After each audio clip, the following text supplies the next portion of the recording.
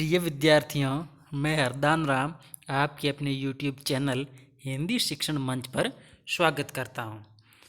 कल हमने रसखान पाठ के 2 सवैये पढ़ लिए थे। आज हम तीसरा और चौथा सवैया पढ़ेंगे। उससे पहले एक बार रसखान के जीवन परिचय को रिवीजन कर लेते हैं। रसखान का जन्म 1548 ईस्वी में हुआ। 1548 ईस्वी में एक मुस्लिम परिवार में हुआ, दिल्ली के आसपास। और मुसलमान होते हुए ये जिंदगी भर कृष्ण के गीत गाते थे, कृष्ण की भक्ति में डूबे रहे। इसीलिए विट्ठलनाथ ने इन्हें दीक्षा दी। किसने दी? विट्ठलनाथ ने, गोस्वामी विट्ठलनाथ। अतः इनके गुरु का नाम विट्ठलनाथ है। इन्होंने सुजान रसखान और प्रेम वाटिका नामक 2 प्रसिद्ध रचना लिखी और इन्होंने अपने काव्य में ब्रज भाषा का प्रयोग किया। कौन सी भाषा का? ब्रज भाषा का प्रयोग किया। प्रथम 2 सवैये जो लिखे हैं वो कृष्ण पर आधारित है। पहले स्वयं रसखान कहते हैं, मैं तो अगर मनुष्य बनूं तो मैं उसी गोकुल गांव का एक ग्वाला बनूं, अर्थात कृष्ण का रूप बनना चाहता हूं। अगर मैं पशु बनूं तो नंद बाबा की गाय बनूं। अगर मैं पत्थर बनूं तो गोवर्धन पर्वत का एक टुकड़ा बनूं, जिससे कि श्री कृष्ण से संपर्क में रहूं, क्योंकि गोवर्धन पर्वत को है श्री कृष्ण ने अपने अंगुली पर है उठा लिया था। और अगर मैं पक्षी बनूं तो यमुना नदी के तट पर जो कदम का वृक्ष है उसकी डाली पर मैं निवास करूं और उसी डाली पर श्री कृष्ण जो बांसुरी बजाया करते थे। और दूसरे सवैये में रसखान ने बताया था कि मैं श्री कृष्ण की लाठी और कंबल प्राप्त करने के लिए 3 लोकों का राज्य भी त्यागने को तैयार हूँ, तथा नंद की गायों चराने के लिए संसार की 8 सिद्धियां और 9 निधियों को भूलने के लिए तैयार हूँ। और जो ब्रज का वन है, जो तालाब है, जो बगीचे, उन पे मैं निवास करना चाहता हूँ। उसके लिए मैं जो करोड़ों सोने के धाम है उसको भी त्यागने के लिए तैयार हूँ। ये हमने 2 सवैये कल पढ़ लिए थे। आज हम पढ़ेंगे तीसरा और चौथा। तो चलिए पढ़ते हैं तीसरा सवैया। मोर पका सिर ऊपर राख्यो, गुंज की माल गरे पहिरोंगी। ओढ़ी पीतम्बर ले लकूटी, बन गोधन ग्वारनी संग फिरोंगी। भाव तो वही मेरो रस खानी, सौ तेरे कई सब स्वांग करूंगी। या मुरली मुरली धर की अधरान, धरी अधरान धरोंगी। यहाँ पर है एक गोपिका एक अपनी सखी को कहती है कि हे सखी, मैं श्री कृष्ण का रूप है वो धारण करने के लिए तैयार हूँ। केवल जो बांसुरी है जो श्री कृष्ण के होठों पे धरी है उसको मैं धारण नहीं करूँगी, बाकी जो श्री कृष्ण का रूप सौंदर्य है उसको मैं धारण करने के लिए तैयार हूँ। गोपिका कहती है, मोर पका सिर ऊपर राखियो। गोपिका कहती है, मैं जो मोर के पंख का बना हुआ जो मुकुट है जो श्री कृष्ण पहनते हैं उसको मैं सिर के ऊपर धारण करने के लिए तैयार हूँ, अर्थात उससे मैं धारण करना चाहती हूँ। गुंज की माल गरे पैरोंगी। गुंज यानी गूंज की माल यानी माला, गरे यानी गले में, पैरोंगी यानी पहनूंगी। और गूंजों की माला मैं मेरे गले में पहन लूँगी। जिस प्रकार श्री कृष्ण गूंजों की माला अपने गले में पहनते हैं उसी प्रकार मैं भी गले के अंदर माला पहन लूँगी। ओढ़ी पीतम्बर ले लकूटी। ओढ़ी यानी ओढ़ना, पीतम्बर यानी पीले वस्त्र, ले यानी लेकर, लकुट यानी लाठी। मैं पीले वस्त्र पहनकर लाठी लेकर, बन बन यानी वन, बन कहा गया वन को, गोधन गोधन यानी गाय, ग्वारिन यानी ग्वाले संग फिरूंगी।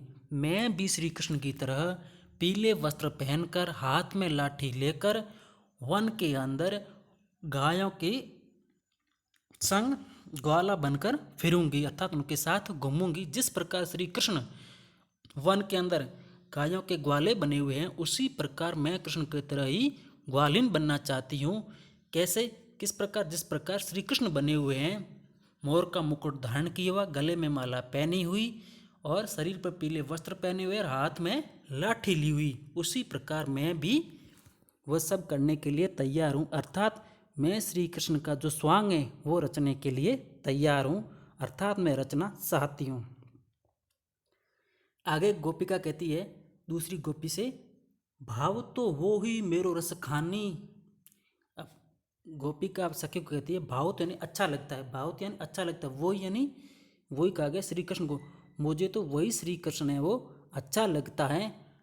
सो इसीलिए तेरे कहे सब स्वांग करूंगी। गोपिका कहती है मैं तेरे कहने पर श्री कृष्ण का सारा स्वांग मैं कर लूंगी। या मुरली मुरली धर के अधरा न धरी अधरा न धरूंगी। या यानी परंतु, या का यहाँ पर अर्थ है परंतु। मुरली मुरली कहा गया बांसुरी को, और मुरलीधर यहाँ पर श्री कृष्ण को कहा गया है। किसे कहा गया है? श्री कृष्ण को कहा गया है। परंतु वाह मुरली मुरलीधर की अधरान, अधरान यानी होठों पर, जो श्री कृष्ण ने होठों पर मुरली धरी है, अधरा न धरूंगी, मैं उस मुरली को अपने होठों पर नहीं धरूंगी, मुरली को मैं अपने होठों पर धारण नहीं करूंगी। यहाँ पर गोपिका कहती है मैं श्री कृष्ण की सारे स्वांग धारने को तैयार हूँ, केवल जो श्री कृष्ण ने अपनी मुरली होठों पे धरी है उस मुरली को मैं अपने होठों पर नहीं धरूंगी, क्योंकि गोपिका उस मुरली से ईर्ष्या करती हैं। श्री कृष्ण है जो पूरे दिन उस मुरली की धुन में व्यस्त रहते हैं, कभी अर्थात गोपिका कहती हैं कि इस मुरली की वजह से ये मैं श्री कृष्ण से दूर हो गई हूँ, बिछड़ गई हूँ, इसीलिए मैं उस मुरली को धारण करना नहीं चाहती हूँ। शब्दार्थ देखिए, मोर पखा, मोर के पंखों से बना हुआ मुकुट, गूंज घूंची, एक पौधे पर उगने वाला विशेष प्रकार का दाना, और उस दाना से माला बनाई गई है, उस माला को श्री कृष्ण ने पहन रखी है। गरे गरे यानी गले में, पितंबर पीला वस्त्र, लकुटी यानी लाठी, गोदन यानी गाय, ग्वारिन यानी ग्वालों, भावत यानी अच्छा लगता है, स्वांग रूप धारण करना, वेश बदलना, मुरलीधर श्री कृष्ण को कहा गया, अधरान होठों पर, धरी यानी रखी हुई, धरोंगी यानी रखूंगी। इसका भावार्थ देखिए, श्री कृष्ण से अनुराग रखने वाली एक गोपी अपनी सखी को उल्हाने के स्वर में कहती है, हे सखी, मैं कन्हैया की तरह अपने सिर पर मोर पंखों से बना मुकुट धारण कर लूंगी, अपने गले में गूंजों की माला भी पहन लूंगी, कृष्ण का रूप धारण करने के लिए मैं पीले वस्त्र भी धारण कर लूंगी, अपने हाथों में लकुटी लेकर गायों और ग्वालों के साथ जंगल में भी घूम लूंगी। वह रस में कृष्ण मेरे मन को बहुत अच्छा लगता है, इसीलिए तेरे कहने पर मैं कृष्ण का सारा स्वांग रच लूंगी। परंतु हे सखी, मैं कृष्ण के होठों पर रखी मुरली किसी सूरत में अपने होठों पर नहीं रखूंगी, इसी मुरली ने ही तो मुझे कृष्ण से दूर किया हुआ है। इसका पूरा सार है, इस सवैये में कृष्ण का रूप सौंदर्य के प्रति गोपियों की उस मुग्धता का चित्रण है जिसमें वे स्वयं कृष्ण का रूप धारण कर लेना चाहती है, केवल मुरली को धारण करना नहीं चाहती है गोपी, बाकी श्री कृष्ण का सारा रूप सौंदर्य धारण करना चाहती है। अभ्यास प्रश्न देखिए। पहला प्रश्न, गोपी कौन सा रूप धारण करना चाहती है और क्यों? गोपी है जो श्री कृष्ण का रूप धारण करना चाहती है, क्योंकि श्री कृष्ण से गोपी यहाँ प्रेम करती है। नायिका होठों पर मुरली क्यों नहीं रखना चाहती? क्योंकि कृष्ण सदा मुरली बजाने में लीन रहते हैं, इस कारण वे नायिका की ओर ध्यान नहीं देते हैं, अतः वह मुरली से ईर्ष्या करती हैं, वह उसे अपने होठों से नहीं लगाना चाहती है। तीसरा प्रश्न, मुरलीधर किसे कहा गया? मुरलीधर श्री कृष्ण को कहा गया है। मोर पखा किसे कहा गया? मोर के पंखों से बना हुआ मुकुट को मोर पखा कहा गया है। नेक्स्ट देखिए अंतिम सवैया, चौथा सवैया, कानन दे अंगुरीर रहीबू जब मुरली धुनी मंद बजे हो, मोहनी तानन सो रस खानी अटा चढ़ी गोदन गहे ते गहे, तेरी कहों से गरे ब्रज लोगनी कोलूही कोऊ कितनो समुझेऊ, मारी वा मुख की मुस्कानी समारी नह जय नह जय नह जय। यहाँ पर एक गोपिका दूसरी गोपियों को कहती है कि कानन दे अंगुरीर रखी बुक, कानन यानी कानों में, अंगुरीर अंगुरीर कहा गया अंगुली को, रहीबो रख कर, जब ही मुरली धुनी मंद बजे हो। यहाँ पर गोपिका कहती है जब श्री कृष्ण मधुर ध्वनि से मुरली बजाएंगे तो मैं अपने कानों के अंदर अंगुली डाल लूँगी, क्योंकि क्योंकि जो मंद ध्वनि है वो मुझे सुनाई नहीं दे। श्री कृष्ण अपनी ध्वनि से जादू है वो नहीं चला सके, मुझ पर अपना जादू नहीं चला सके, इसीलिए मैं अपने कानों के अंदर अंगुलियां रख लूँगी। मोहनी तानन सो रस खानी, अटा चडी गोदन गेहे ते गए। मोहनी तानन यानी मोहनी तान सो रस खानी, रस खान कहते हैं अटा चड्डी, अटा यानी महल, चड्डी यानी चढ़कर, गोदन यानी लोकगीत जो गायों के लिए गाए जाते हैं, लोकगीत है गोदन। गहे तो गए, श्री कृष्ण शायद भले ही मोहनी तान से महलों पे चढ़कर कितने ही जोर से गीत गाए, मैं उन गीतों को नहीं सुन पाऊंगी, ये गोपिका कहती है, क्योंकि गोपिका ने अपने कानों के अंदर अंगुलियां डाल ली है। आगे कहती है टेरी कहाँ सिगरी ब्रज लोगी, टेरी यानी पुकार कर, कहाँ यानी कह रही हूँ, सिगरे यानी सभी, ब्रज लोगिन ब्रज लोगों से। यहाँ पर गोपिका कह रही है अगर मुझे श्री कृष्ण की ध्वनि सुनाई दी तो मैं सभी ब्रजवासी लोगों से कहना चाहती हूँ कि काली कहू कितनो ही समझो, काली यानी कल, को यानी कितना ही समझो, कल मुझे आप शायद भले ही कितना ही समझाओ, फिर मैं अपने आप को संभाल नहीं पाऊंगी, मैं कृष्ण की जो मधुर ध्वनि है, जो बांसुरी की मधुर ध्वनि है, उस पर मोहित हो जाऊंगी। मायरी, मायरी यानी माता या माँ, यहाँ पर गोपिका अपनी माँ को भी याद कर रही है। कहती है मायरी वाह मुख की मुस्कान, वाह यानी उसके, उसके किसके, श्री कृष्ण, मुख की मुस्कान, श्री कृष्ण के मुख की मुस्कान देखकर, समारी नह जय, समारी नह जय, समारी यानी संभाल, नह जय यानी नहीं पाऊंगी, मैं श्री कृष्ण के जो मुख है उस मुख की मुस्कान देखकर मैं अपने आप को संभाल नहीं पाऊंगी, अतः मैं श्री कृष्ण के मुख को देखकर उस पर मोहित हो जाऊंगी।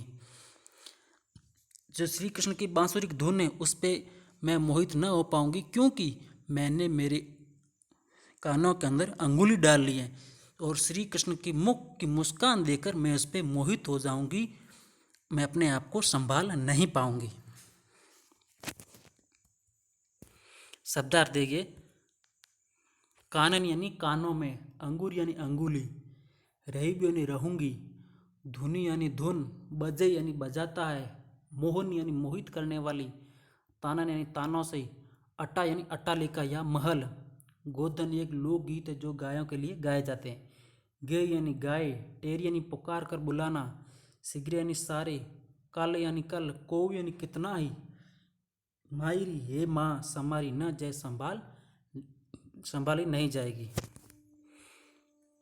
भावार्थ देखिए, कृष्ण की वंशी धुन से मोहित एक गोपी कहती है हे सखी, जब कृष्ण धीमे धीमे मधुर स्वर में वंशी बजाएंगे तो मैं अपने कानों में अंगुली दे लूँगी, ताकि वंशी का मोह स्वर मुझ पर अपना जादू न चला सके।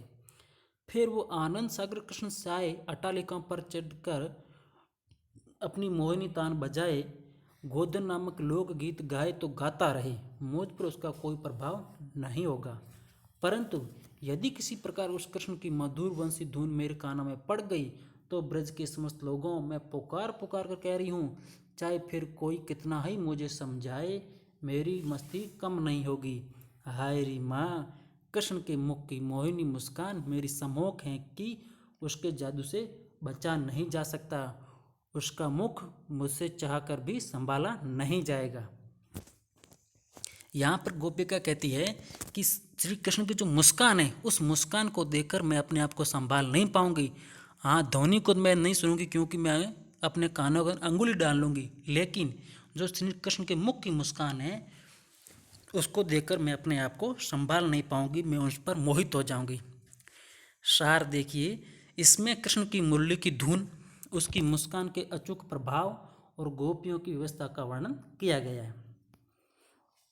अभ्यास प्रश्न पहला देखिए, गोपी का मुरली की किस बात से आकर्षित है? तो गोपी का मुरली की मंद और मनमोहक तान से आकर्षित है।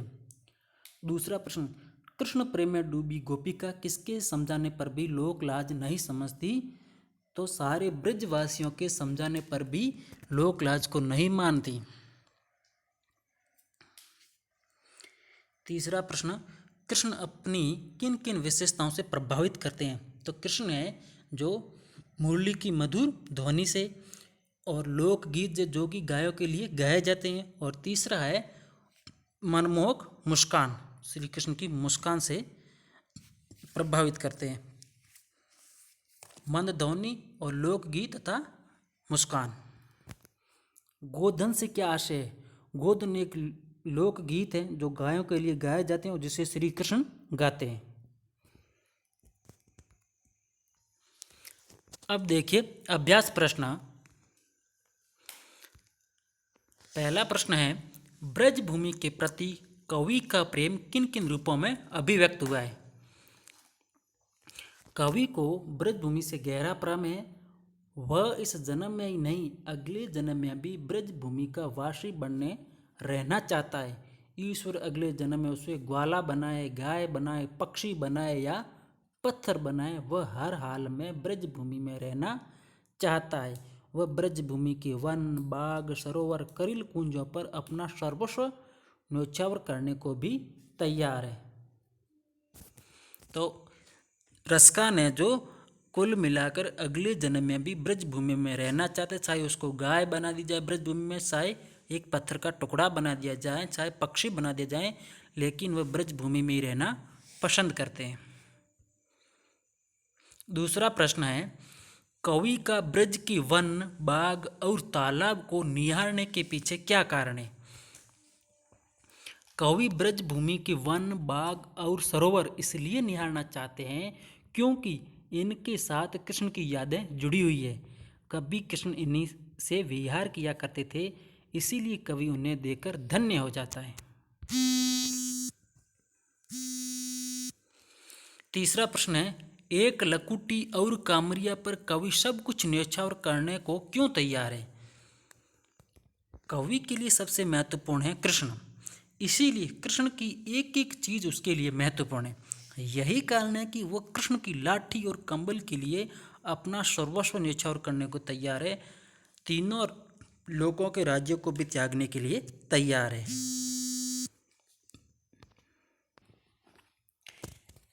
नेक्स्ट चौथा प्रश्न देखिए, सखी ने गोपी से कृष्ण रूप धारण करने का आग्रह किया था, अपने शब्दों में वर्णन कीजिए।